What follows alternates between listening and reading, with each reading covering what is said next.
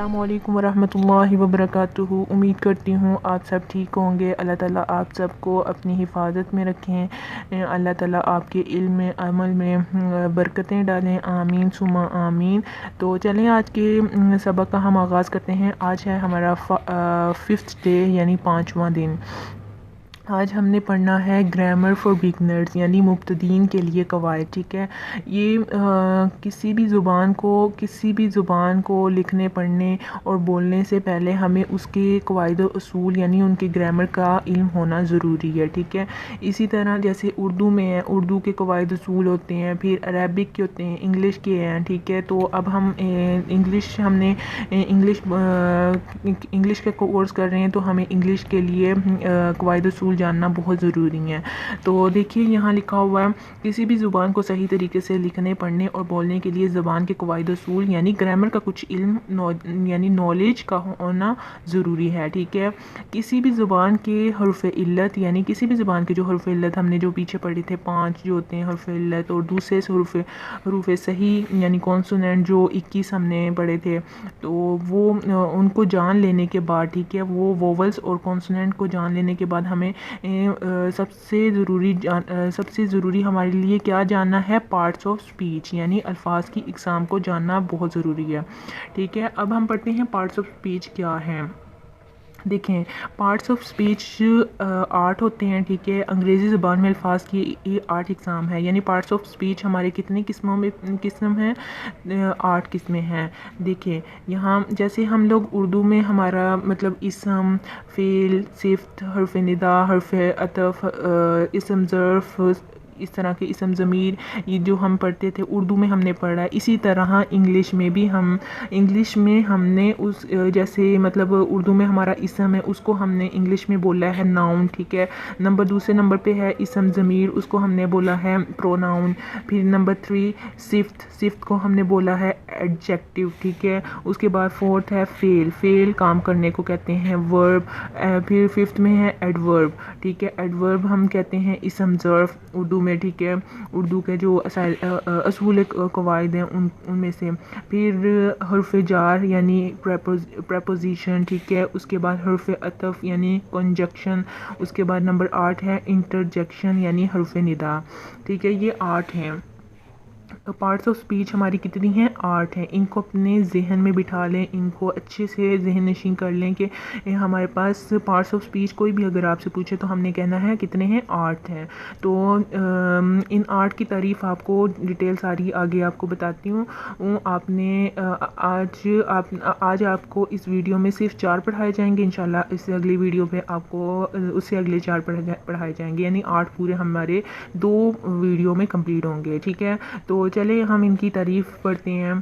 तो सबसे पहले है यहाँ लिखा हुआ है, अब हम इनकी तारीफ़ बतलाते हैं यानी हम अब इनकी तारीफ़ें पढ़ते हैं। ठीक है, सबसे पहले हमारे पास क्या है, नाउन। ठीक है, नाउन की तारीफ़ क्या है, यानी नाउन इसम को कहते हैं।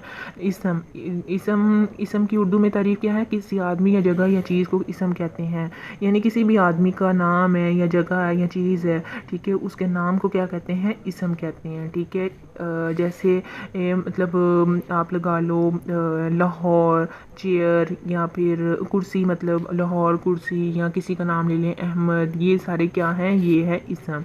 तो इनको नाउन की इंग्लिश में हम डेफिनेशन क्या है, a noun is the name of a person, place और थिंग। ठीक है, यानी किसी आदमी, जगह या चीज़ को इसम कहते हैं। ठीक है, ये डेफिनेशन नाउन की है। तो इसकी for example chair, Lahore, Azhar, ये सारे क्या हैं इसकी एग्ज़ाम्पल, नाउन। और भी जैसे कराची, पाकिस्तान। ठीक है, उसके बाद अहमद, अली, ये जितने भी नाम हैं ये सारे क्या हैं, ये नाउन कहलाएंगे। ठीक है, नाउन बहुत आसान है, नाउन की डेफिनेशन। और उसके बाद आता है प्रोनाउन। ठीक है, प्रोनाउन कहते हैं इसम ज़मीर को। ठीक है, इसम ज़मीर क्या है, इसम की जगह पर बोले जाने वाले अल्फाज को इसम कहते हैं। ठीक है, यानी देखें इसम की जगह पर जैसे कोई भी इसम है उसके साथ कोई भी हमने मतलब उसकी जगह पे उसके साथ अटैच करके हैं, उसकी जगह पर बोले जाने वाले जो अल्फाज हैं उसको इसम ज़मीर कहते हैं। आपको इसकी एग्जांपल के साथ सही समझ आएगी तो आप यहाँ अभी डेफिनेशन पढ़ें, फिर मैं आपको इनकी एग्जांपल पर बताती हूँ। सॉरी, मैं आपको इसकी एग्जांपल बताती हूँ। तो प्रोनाउन की एग्जांपल क्या, सॉरी डेफिनेशन क्या है? A pronoun is a word which is used in a place of a noun. ठीक है, नाउन की जगह, नाउन के साथ जो मतलब अल्फाज बोले जाते हैं उनको हम क्या कहते हैं? प्रोनाउन।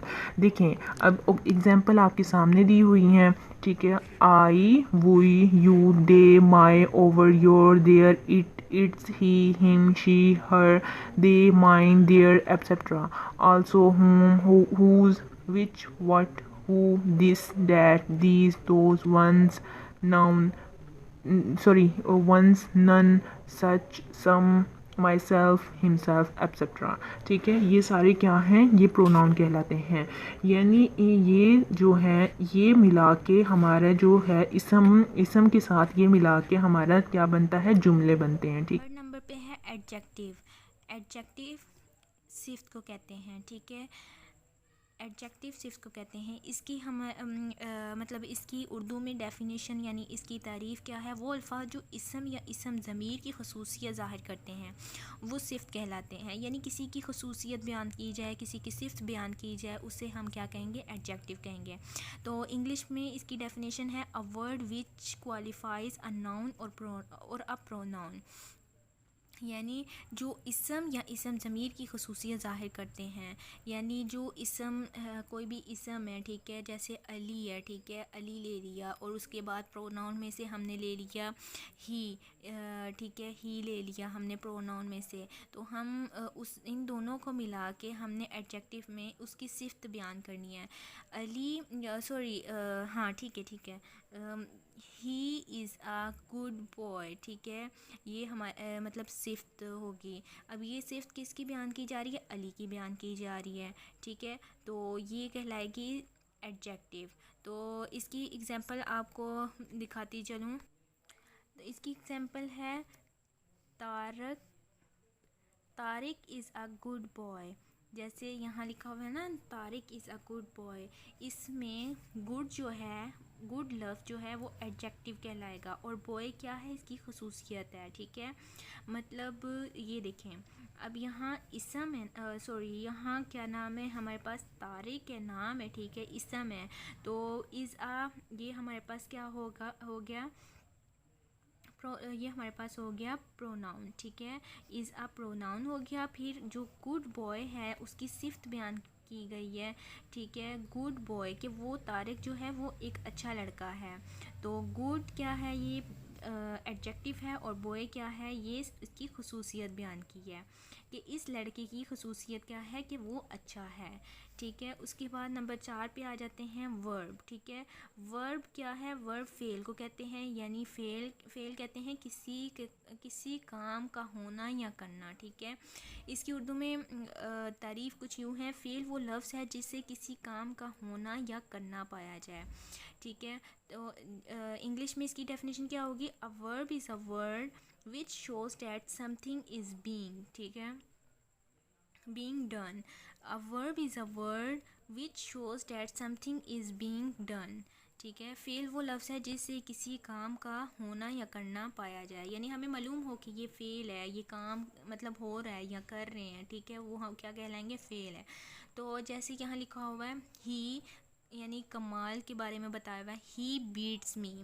जो इसमें बीट्स है ना, मारना, ये क्या हो रहा है? ये काम हो रहा है। ठीक है, उसने मारा मुझे, यानी कमाल ने मारा मुझे। ठीक है, इस जुमले में बीट क्या है? ये फेल है। यानी काम के करने का हमें यहाँ मालूम हो रहा है कि बीट मारना, ठीक है, ये काम है, तो ये मेरे साथ मतलब वो काम हो रहा है। तो ये 4 हैं। ठीक है, fail, verb, sorry, noun, pronoun और एडजेक्टिव और वर्ब। ठीक है, ये 4 हैं। तो ये पार्ट्स ऑफ स्पीच की 8 एग्ज़ाम में से हमने 4 एग्ज़ाम आज पढ़ी हैं, तो इंशाल्लाह बाकी की 4 हम नेक्स्ट वीडियो में पढ़ेंगे। तो यहाँ वर्ब की भी ही आगे एग्ज़ाम है, ठीक है, वर्ब की भी आगे एग्ज़ाम निकलती हैं, वो हम अगली वीडियो में इंशाल्लाह पढ़ेंगे। तो ये सब बहुत आसान है, ठीक है, इनको बस थोड़ा सा समझने की ज़रूरत है, इंशाल्लाह आपको बहुत अच्छे से समझ में आ जाएगा। तो आपको मेरी वीडियो पसंद आई हो तो लाइक, सब्सक्राइब और कमेंट करना मत भूलिएगा। अल्लाह हाफ़िज़।